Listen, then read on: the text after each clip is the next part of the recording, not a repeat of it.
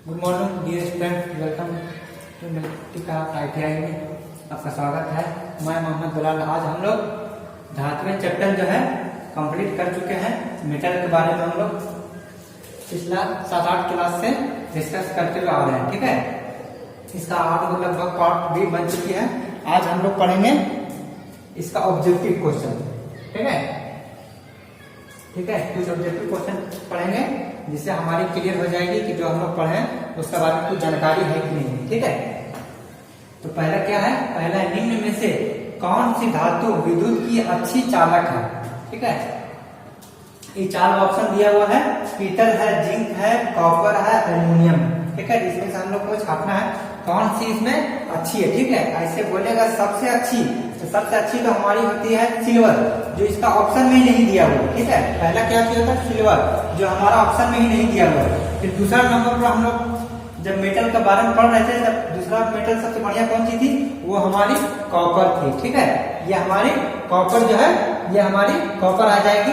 Copper जो है वो सबसे अच्छी दूसरी नंबर पर है, मगर ऑप्शन में हमारी अगर सिल्वर नहीं दिया हुआ है तो इसको हम कॉपर ही मारेंगे, क्योंकि दूसरा नंबर पर सबसे अच्छा चालक कौन सा होता है? वो हमारी कॉपर होती है। फर्स्ट नंबर में कौन सी होती है? वो सिल्वर होती है। सिल्वर ऑप्शन में नहीं है। अगर ऑप्शन में सिल्वर रहती तो कॉपर के जगह पर हम लोग सिल्वर मारते। ठीक है, विद्युत का चालक तो ये भी है, एल्युमिनियम भी है, पीतल भी है, जिंक भी है, मगर हमको पूछ रहा है कि सबसे अच्छी चालक इनमें से, इस ऑप्शन के अकॉर्डिंग सबसे अच्छी चालक कौन सी है? तो इसके ऑप्शन के अकॉर्डिंग जो है कॉपर है, और ऐसे सबसे अच्छी चालक कौन सी होती है? वो हमारी सिल्वर होती है। ठीक है, उसके बाद देखिए दूसरा क्वेश्चन क्या बोला? उस अणु धातु का नाम बताइए जो विद्युत प्रवाह में उपयोग नहीं किया जाता है। ठीक है, उस अणु धातु का नाम बताइए जो विद्युत प्रवाह में, मतलब विद्युत जो बहता है उसमें उपयोग में नहीं किया जाता। ठीक है, तो क्या क्या ऑप्शन दिया? एल्युमिनियम, जस्ता, लेड, बरात। हम लोग जानते हैं ये सब भी अलग धातु है, मगर एल्युमिनियम में क्या है? वो करंट हमारी पास कर जाती है, जस्ता में भी पास कर जाती है, और बरात में भी क्या करती है? करंट हमारी पास हो जाती है। भाई क्या कर रहा है? क्या विद्युत प्रवाह में उपयोग नहीं किया जाता। ठीक है, तो नहीं किसी क्या आता है? वो लेड में नहीं किया जाता। ठीक है, ये ऑप्शन हमारी लेड में नहीं किया जाता है। ठीक है, ये अलोह धातु है सब, मगर कौन सा ऐसा धातु है जो विद्युत को रोकता है? ठीक है, विद्युत प्रवाह में उपयोग नहीं किया जाता है, उसका इस्तेमाल नहीं किया जाता है। तो हमारे लेड के लिए जो उपयोग है वो विद्युत प्रवाह के लिए नहीं किया जाता है। ठीक है, तो इसका ऑप्शन सी हो जाएगा। ठीक है, अब आइए तीसरा नंबर क्या है? किस लोह धातु में भंगुरता का गुण होता है? ठीक है, हम लोग इसका बारे में डिस्कस किए थे कि भंगुरता क्या है, नहीं है। तो क्या है ऑप्शन नंबर? देखिए, पिटवा लोहा है, भूरा ढलवा लोहा है, या मृदरक इस्पात है, या मध्य कार्बन इस्पात है। ठीक है, तो हम लोग पढ़े थे कि धातु में भंगुरता का गुण पाया जाता है, तो वो भूरा ढलवा लोहा में जो हम लोग भंगुरता का गुण पाया जाता है। ठीक है, ये सब क्या लोह धातु, ये सब है, ये सब हमारी लोह धातु है, मगर क्या बोल रहा है? जिसमें भंगुरता का गुण पाया जाता है, तो वो क्या है? भूरा ढलवा लोहा में क्या करता है? हमारा भंगुरता का गुण पाया जाता है। उसके बाद आइए चौथा बैटरी के बारे में। बैटरी में बक्से में किस अलोह धातु से बनाया जाता है? ठीक है, बैटरी का जो बक्सा होता है वो किस अलोह धातु का बनाया जाता है? तो हमारा क्या दिया हुआ? तांबा दिया हुआ, लेड दिया हुआ, जस्ता दिया हुआ, टिन दिया हुआ। ठीक है, ये बहुत इंपॉर्टेंट क्वेश्चन है। इसमें ज्यादातर बहुत से कंपटीशन एग्जाम में भी इसका आंसर पूछ देता है। ठीक है, पहला नंबर पे भी क्या है? ये कंपटीशन में भी बहुत से एग्जाम में पूछ देता है, क्योंकि जानते हैं कैंडिडेट जानता है एग्जाम पूछने वाला कि सिल्वर के बारे में सब जानता है, मगर दूसरा नंबर पर अगर पूछ दे, दूसरा नंबर पर क्या है? ये कॉपर आती है, इसका बारे में बहुत कम कोई जानकारी रहती है। ठीक है, उसी तरह ये भी बहुत इंपॉर्टेंट क्वेश्चन है, बैटरी के बक्से में किस अलोह धातु का से बनाया जाता है? ठीक है, तो हम लोग जानते हैं वो जस्ता का बनाया जाता है। ठीक है, ये क्या किया? जस्ता का बनाया जाता है। उसके बाद आइए 5वां नंबर, इसमें से कौन सा एलॉय स्टील, एलॉय किसको बोलते हैं? जो धातु इस्पात में, कोई भी इस्पात में अगर मिश्रण मिला दिया जाता है तो वो एलॉय स्टील का बन जाता है। ठीक है, इसका बहुत से खूबी के बारे में क्यों बनाया जाता है, इसका उपयोग के बारे में हम लोग पिछला क्लास में डिस्कस कर चुके हैं। अभी हम लोग क्या करें? इनमें से कौन सा एलॉय स्टील का प्रकार है? ठीक है, एलॉय स्टील का एक प्रकार है। ठीक है, तो माइल्ड स्टील है, मध्य कार्बन स्टील है, उच्च कार्बन स्टील है, उच्च स्पीड स्टील है। ठीक है, इसका आंसर क्या हो जाएगा? हमारे इसका आंसर हो जाएगा नंबर डी, उच्च स्पीड स्टील है। इनमें से कौन सा एलॉय स्टील का एक प्रकार है? तो एलॉय स्टील का एक प्रकार कौन सा है? उच्च स्पीड स्टील का एक प्रकार है, ठीक है। उसके बाद है छठा नंबर क्या बोला? इनमें से कौन सा non furious, furious non furious पढ़े थे, तो नॉन फेरियस धातु है, ठीक है। इसमें से पूछ रहा कौन सा नॉन फेरियस धातु है, तो टील है, माइल्ड स्टील है, रॉक स्टील आयरन है या पिग आयरन है, ठीक है।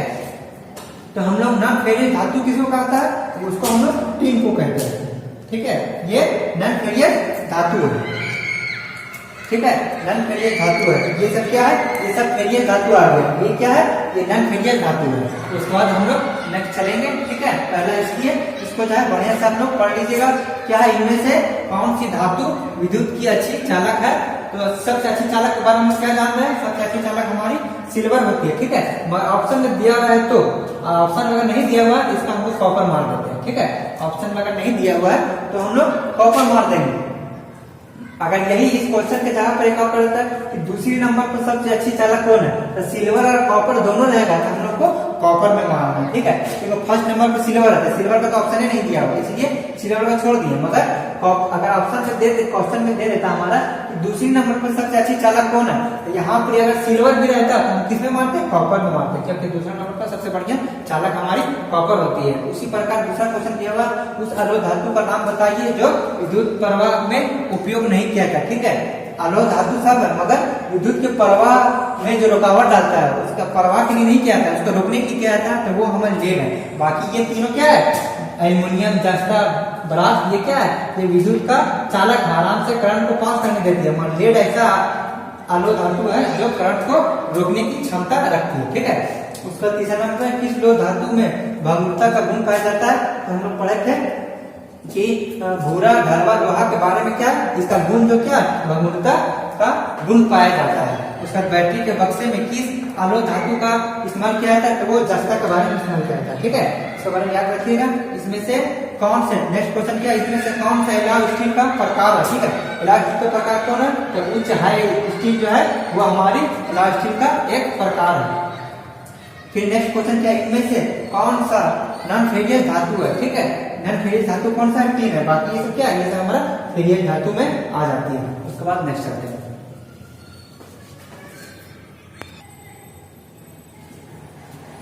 अब आइए नेक्स्ट क्वेश्चन पर डिस्कस करना है कि एल्युमिनियम किसका आयस्क है, ठीक है। आयस्क क्या चीज होता है? आयस्क का जो है एक तरह का प्रकार का है, मतलब इसकी क्वालिटी के बारे में डिस्कस करेंगे, ठीक है। उसका अंदर क्या क्वालिटी है उसको हम आयस्क कहते हैं। आयस्क किसे कहते हैं कि वो किस प्रकार का आयस्क है। जैसे हमारी क्या है? कोयला है, कोयला के कई प्रकार है, उसका अंदर आयस्क पाया जाता है। बढ़िया आयस्क जो है बॉक्साइट जो है क्या करता है? इसका एक आयस्क है, ठीक है। इसी से क्या करता है? एल्युमिनियम को क्या डायरेक्ट एल्युमिनियम जमीन के नीचे से चाहे कहीं भी खदान से एल्युमिनियम डायरेक्ट हमको ऐसे ही प्राप्त नहीं रहती है, वो मिट्टी की शक्ल में रहती है, ठीक है। आयस्क की शक्ल में रहती है। उस आयस्क को क्या करता है?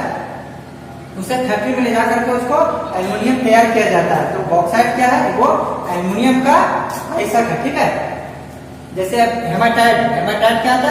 वो लोहा का आयस्क होता है, ठीक है। बिटुमिन हो गया, ये सब क्या है? ये कोयला की आयस्क है। इस तरह से बॉक्साइट क्या है? ये एल्युमिनियम का आयस्क है, ठीक है। आप सोच सकते हैं कास्ट आयरन में कार्बन की मात्रा क्या होती है, ठीक है, कितना होती है। तो इसके बारे में हम लोग पहले भी पढ़ चुके हैं। कास्ट आयरन में कार्बन की मात्रा का प्रतिशत क्या है, तो हम लोग जानते हैं कार्बन का प्रतिशत कितना है? 2 से 4% जो है, 2 से 4% जो है ये हमारी कार्बन की प्रतिशत होता है। किसमें? कास्ट आयरन में, ठीक है। कास्ट आयरन में कार्बन की मात्रा कितना रहती है? 2 से 4% तक कार्बन की मात्रा रहती है। उसके बाद आइए 9 नंबर पे, धातु का कौन सा गुण यांत्रिक पावर, यांत्रिक गुण के अंतर्गत आता है। मतलब पूरा धातु का वो कौन सा गुण है जो मैकेनिकल पावर के गुण के अंतर्गत इसका अंदर आता है, ठीक है। भार इसका अंदर नहीं आता है, संरचना से कोई मतलब नहीं है, और यांत्रिक पावर को अचालकता से भी कोई मतलब नहीं। ये होता है दृढ़ता से मतलब रहती है, ठीक है। तो इसका आंसर क्या होगा? कि दृढ़ता होगी, ठीक है। 10वां नंबर को क्या है? जिंक का गलनांक बिंदु क्या चीज होता है? जिंक का गलनांक बिंदु क्या चीज होता है, इसके बारे में हम लोग डिस्कस करेंगे। तो हम लोग जानते हैं, इसका पहले हम जिंक के बारे में पढ़ चुके हैं कि कितना पर गलनांक बिंदु मतलब क्या होता है? ये कितना पर जिंक जो है गर्म करने पर, कितना डिग्री सेल्सियस पर गर्म करने पर ये गलने लगती है। तो हम लोग क्या जानते हैं? ये 419 डिग्री सेल्सियस पर क्या है? जिंक जो हमारी वो गलना स्टार्ट कर देती है, ठीक है। जैसे इंसान का भी क्या सहने कैपेसिटी है, ठीक है। हम लोग 30 तक 35 तक सह लेते हैं, 40 तक भी सह लेंगे, गर्मी लगती है सह लेती है, मगर जैसे 45-50 आगे क्या वो हमारे आउट ऑफ कंट्रोल हो जाती है, वो तो हम वहाँ पर बर्दाश्त नहीं कर पाते हैं। इसलिए जिंक भी क्या 419 डिग्री पर अगर गर्म किया जाएगा इसके ऊपर तो क्या करना है, वो गलना स्टार्ट कर दे, वो गलने का बिंदु स्टार्टिंग पॉइंट है। उसके बाद आइए, किस आलो धातु की तन्य शक्ति का प्रवाह या रोलिंग से बढ़ाया जा सकता है। बोल रहा है किस आलो धातु को तन्य शक्ति को प्रहार या रोलिंग से बढ़ाया जा सकता है। तो ये दो प्रोसेस है, इसका बारे में हम लोग पढ़े थे कि सीसा हो, टीन हो, जस्ता, ये सब क्या आलो धातु है, मगर इसका तन्य शक्ति मतलब क्या हो गया, इसको पीट पीट के लंबा चादर की तरह बनाया जा सकता है। तो इसका सबसे बढ़िया क्वालिटी क्या है, वो तांबा के अंदर है। तांबे के अंदर क्या क्वालिटी है कि वो तन्य शक्ति को प्रहार और रोलिंग के द्वारा बढ़ाया जा सकता है, ठीक है।